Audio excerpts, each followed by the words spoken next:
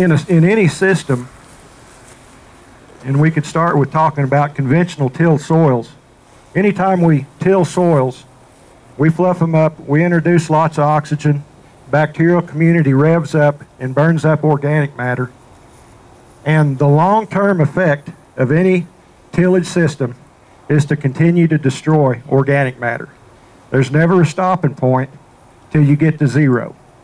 There never is a point where the soil gets stable and quits degrading. You know, 30 years ago, we thought about certain soils that typically you could work them up, you could plant them, it rained, they didn't crust, they took water in easily. And as time goes by, we've noticed that those soils that we used to think of as good soils all crust. And the result of that is the loss of that organic matter that glued those soil particles together and built that soil structure. What we're trying to advocate is any change in management that allows that soil to be stable, for the underground ecological community to rebuild itself and reform that soil structure and rebuild the macropores that allow water to get deeply into the soil. We went to school back when they used to teach us that when it rained, the water would move down in a wetting front. That you'd have this gentle movement of rainwater into the soil from the top to the bottom. And it was completely bogus. Water always tries to find a superhighway to move rapidly into the subsoil. And in healthy soils, typically there's going to be macropores, which are anything from an earthworm burrow to a badger burrow, that allow air and water to move rapidly in the soil, for water to get deeply in the soil. There's going to be decayed root channels that decay and leave a pore that last for years, that enable that water to move deeply in the soil. And almost every soil that we deal with naturally has a cracking pattern in the subsoil that if it's stable, if I'm not tilling it up, those cracks extend to the surface. So what we're going to demonstrate here today is at least two of those ideas, the organic matter content and the soil structure. We're also going to look at the effect of the surface cover. But this little rig gives us a typical Oklahoma rain. We'll rain about 1.5 inches in 15 minutes. It's on about a 4% slope. And the treatments that we're looking at from the left to the right is this native range was from, we snuck out on somebody's farm about 3 miles south of town, cut a slab out of that native range. Across the road from that was a quarter of irrigated corn that's been in no-till for some time. That pan of red soil is from the agronomy farm at Stillwater at the school, and it's been in long-term conventional wheat. That next pan over is another long-term conventional wheat field from about 4 miles southwest of town, and that right-hand pan is another range site from about 5 miles southwest of Guyman. So most of our soil here is local except for the center pan for comparison. All of these pans are slotted. Any water that gets into the soil will go through the pan and get caught and end up in those buckets in the back. And any of the water that runs off and any erosion that happens will catch in the front. And we'll look at the difference in the way water's partitioned at the surface depending on surface condition. Ready to fire up? Yeah.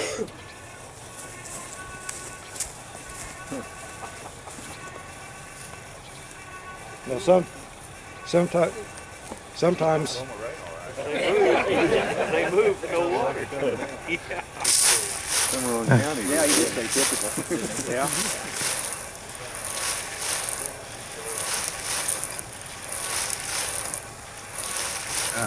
Sometimes folks object to this heavy rain, but we stayed over at Susan Farmer's house last night, and she told us about what they experienced in October. 1.5 inches of rain in 20 minutes. So it's not uncommon. My personal opinion is if it rains at my house, I want to collect every drop. I want it to move as deeply into the soil as possible, as rapidly as possible. And I want it available for my plants. I like to grow grass. If it rains 3 inches, I'd like to catch it. Over in Lincoln County, we haven't had a 3-inch rain in 3 or 4 years. So we've got it started raining. I'm going to give this to Steve. Let him start another little demonstration. Okay, this is a pretty simple demonstration that we like to do that kind of shows how the organisms in the soil, primarily fungi, excrete an organic glue that helps bind the soil together. And under conventional tillage, you really don't have that component in the soil because you tear those fungi up every year when you do any kind of tillage on that soil.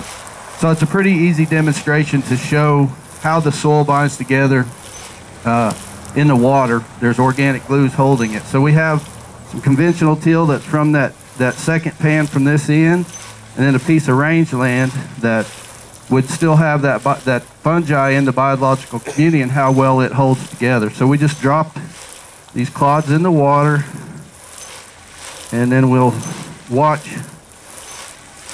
how they react just in a standard pail of water.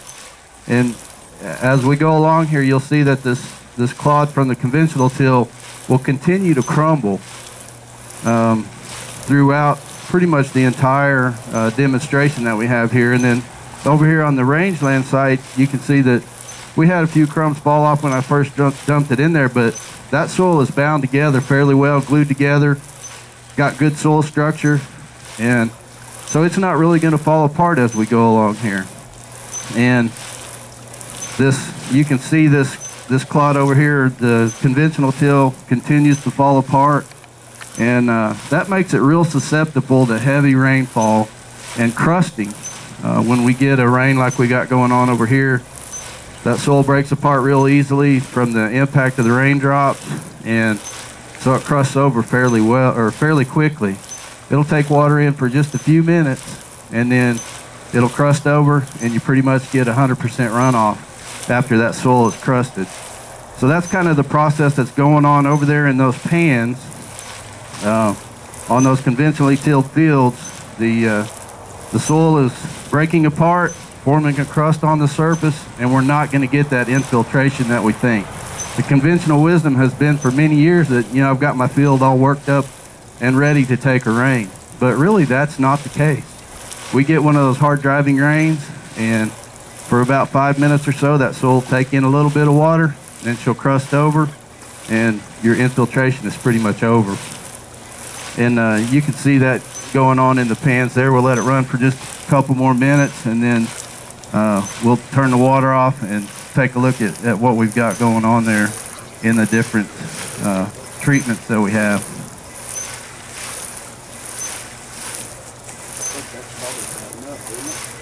Getting close. Usually we let this run till the bucket is full, but I think we're in good shape.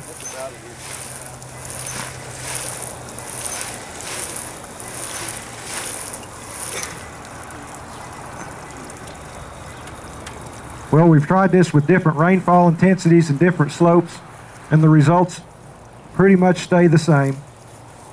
Like I say, when I'm thinking rainfall, the only profit potential at my house comes from rain. Doesn't matter if I live in Lincoln County, if it doesn't rain, I'm not going to grow any grass. Well, we put an 1.5 inches of rain on all of these treatments, and here was the runoff from this native range. This stuff was pretty dry. It's capturing nearly every drop of water that falls.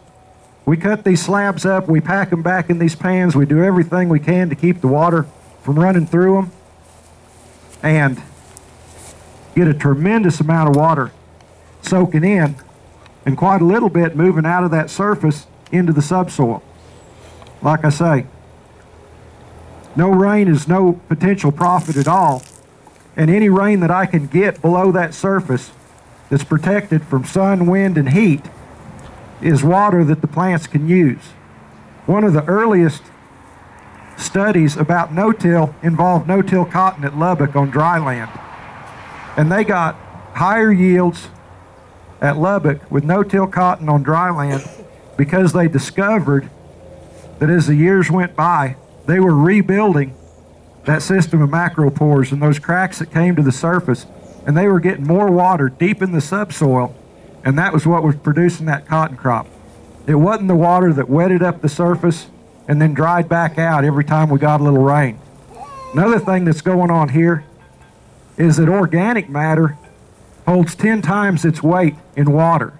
Soils that are high in organic matter can take and hold more water than soils that don't have the organic matter. And the quickest way to raise water holding capacity is to increase organic matter in the soil. The quickest way to increase the organic matter is to have any system that leaves you a stable soil.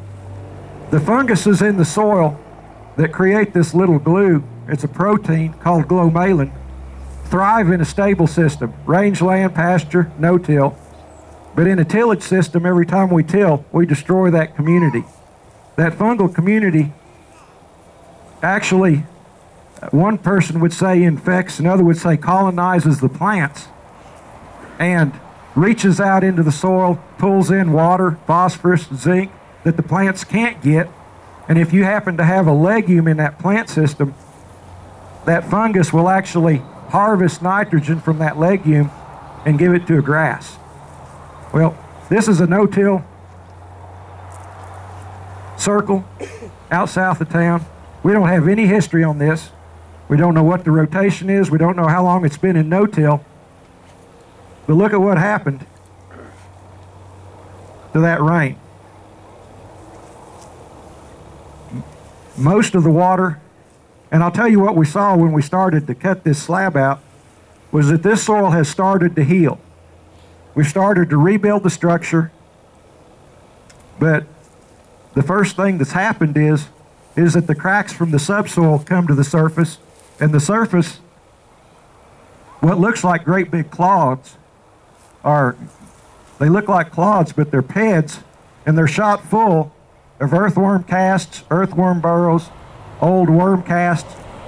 And what we see happening in these no-till fields, as they begin to heal, you get a tremendous infiltration through the cracks and the macropores into the subsoil. And a lot of the soils out here can easily hold 10 inches of available moisture if we can get it in and get it stored in the subsoil. Our range site from over in Guyman had a little more runoff. There's a little bit more bare surface to it than the one on the other end. We've got some bare soil surface between those clumps of grass too, so we got a little higher runoff due simply to that fact. This was about 40% bare rangeland. Buffalo grass versus old world blue stem, could that be? Well, you bet the composition's going to have an effect. This is a little bit of side oats, blue grama, and some drop seed. That was a lot of 3-on, so it's not typically going to be as good, but this is the one that always amazes me. There's the runoff on my conventional field, sir. Why there's so many lakes downstate Oklahoma, isn't it? Well, this is why there's so many lakes downstate that are full of sediment. Well, guess what? This is 100% profit loss. No potential. Back when I was in school, they told us Oklahoma was too dry to grow anything but wheat. If I farm it like this, I can be sure it is. Well, not only have I lost the profit potential from that rain, but I'm actually losing soil. I'm losing the organic matter that holds the water. I'm losing the nutrients in that soil and the nutrients that are in that organic matter. And the farm I live on in Lincoln County has 8 feet of sediment from when they grew cotton back in the 20s in the floodplains. Well, erosion becomes a permanent loss. I lose rooting depth, I lose water holding capacity, I lose organic matter, I lose fertility. I lose that microorganism community that actually supports the plants that I want to grow. And we're always kind of curious to see how far the water actually got into that soil.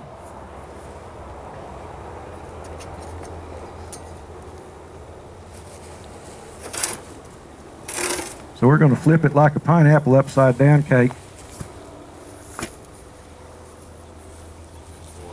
And what this demonstrates is that crust that forms in a heavy rain doesn't form at the end of the storm. It forms in the first few minutes of the storm. The rain is so energetic that it beats up that soil. You might have seen some of the particles splashing up against the white backsplash. They fall back down on the surface. They soak, they make a crust, they fill the pores, and the rest of the event is a loss. And like I say, as we move into drought, since we're living in drought, what we know is that the rains we lose are those nice gentle rains. In a semi-arid climate, you still get a few great big events. You might remember Danny Thomas worked over at Beaver. He said, doesn't matter how dry it gets, it's going to rain 8 inches one night somewhere in the county. If that's the only rain I get, I want to be able to catch it. I don't know if, we ought to see if our soil from here in Boise City did the same thing. Again, there's my runoff. If in fact I have a flat field and I think I don't need to worry about that, if all I do is wet up the surface and never move that water into the subsoil, it's going to evaporate and I'm not going to gain any benefit from it.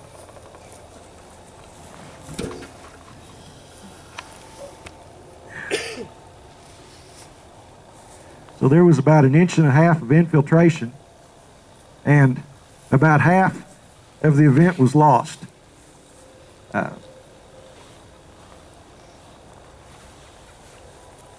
Residue, doesn't matter what kind of residue you've got. Residue, first and foremost, provides friction. Any rainfall that I get on these sites, friction slows it down from running off. It gives it more time to soak in. Residue is insulation. I hate evaporation. Like I say, if I could figure out a way to push every drop of water through my plant and not lose any of it off of the surface, insulation is a big part of that. Insulation keeps these soils warmer in the winter and cooler in the summer. Under conventional tillage, our soils will range between 0 and 120 degrees at the surface and have at least 2 distinct periods where there's no biological activity just based on temperature.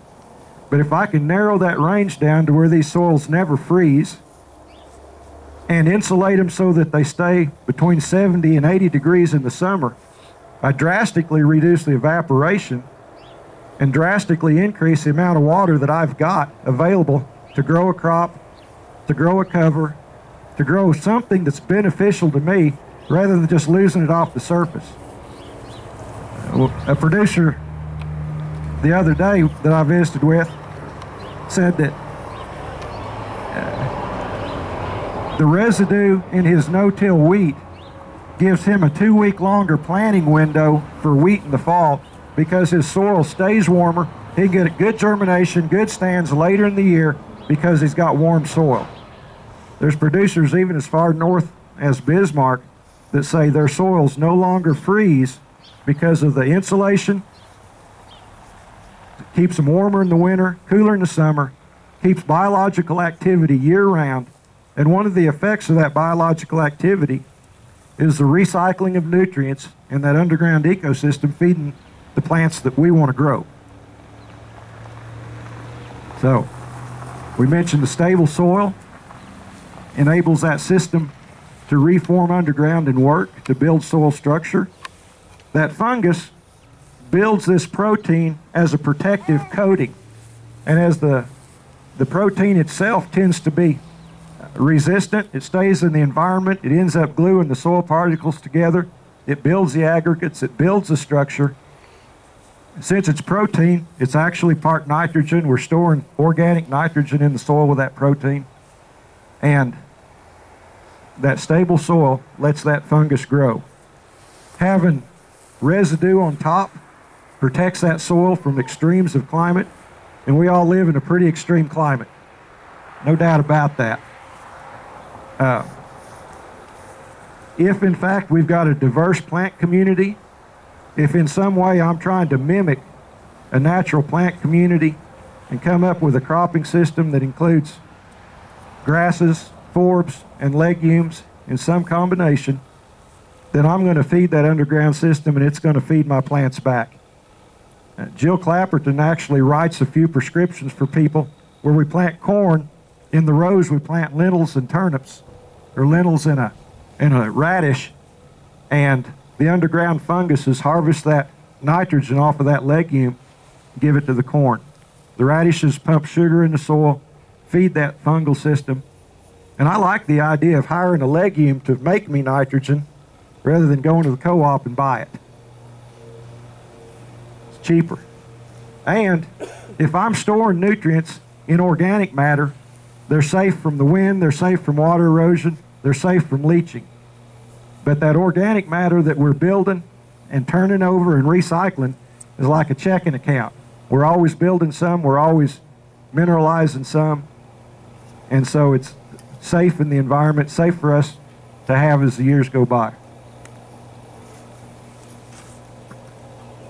Along the lines of talking about mineralization and storing nitrogen in the soil, in the Great Plains, in the last 100 years or so, we've lost about 60% of our organic matter under conventional tillage systems. So if we can do anything to rebuild that, we can do like Greg said and have a checking account where we're kind of storing nitrogen. If we can rebuild our organic matter content 1% in the soil, in the upper 6 inches, that's about 20,000 pounds of organic matter per acre. And most of that organic matter is about 10% nitrogen. So you're looking at about 2,000 pounds of nitrogen that can be stored in 1% of organic matter. And, you know, if you value nitrogen at 60 cents a pound, or I don't know what the going rate is today, but probably somewhere in that neighborhood, you're looking at about $1,200 worth of nitrogen that you can store in 1% of organic matter if you can build that back into your system. So that's, economically, that's a pretty good checking account.